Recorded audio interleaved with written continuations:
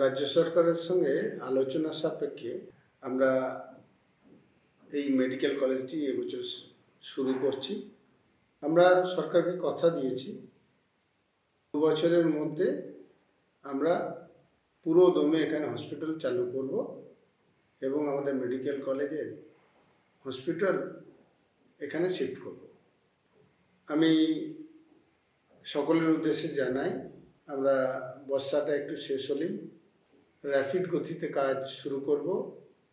8 মাসের মধ্যে 650 বেডের হসপিটালের মতো আমরা পরিকাঠামো কমপ্লিট করব এবং আশা রাখি রাজ্য সরকারের সহায়তায় আর 4 মাসের মধ্যে আমরা সমস্ত ধরনের লাইসেন্স তৈরি করে আমাদের হসপিটাল চালু করে দিতে পারব। আপনাদের সকলেই জানা আছে অথবা না থাকলেও একটু অবগত করছি, কোর্স শুরু হওয়ার পর প্রায় 2 বছর সেভাবে ক্লিনিকে যেতে হয় না। তাই 1 বছরের মধ্যে আমাদের এই হসপিটাল চালু হবে। তাই আমাদের ছেলেদের এখানেই প্র্যাকটিস সম্ভব, যদিও ওখানে প্র্যাকটিস করতে যাবে কোনো অসুবিধা নেই, কিন্তু এখানেই সম্ভব।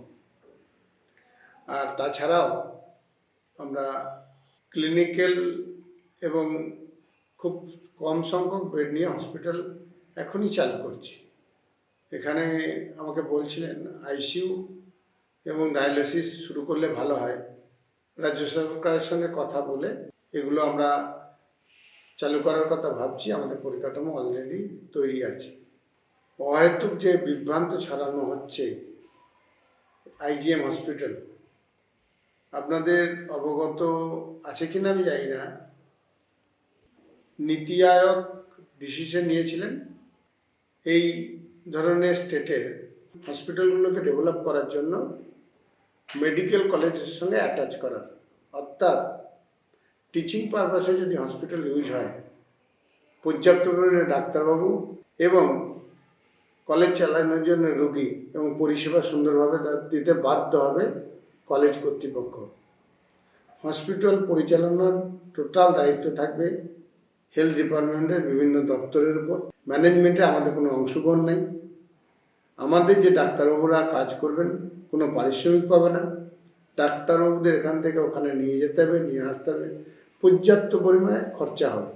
অর্থাৎ ডাক্তারবাবু স্টাফের সমস্ত স্যালারি আমাদের দিতে হবে, হসপিটালকে চার্জ দিতে হবে, অথচ ওখান থেকে আমাদের রিটার্ন কিছু আসবে না। আর এখানে যদি আমরা হসপিটাল চালু করতে পারি, পার মান্থ একটা বড় রিটার্ন আসবে। স্বাভাবিক কারণেই আমরা 1 বছরের বেশি বিষয়টা ভাবছি না। যদিও আমরা রাজ্য সরকারকে কথা দিয়েছি 2 বছরের মধ্যে আমাদের এখানে সব কিছু কমপ্লিট হয়ে যাবে।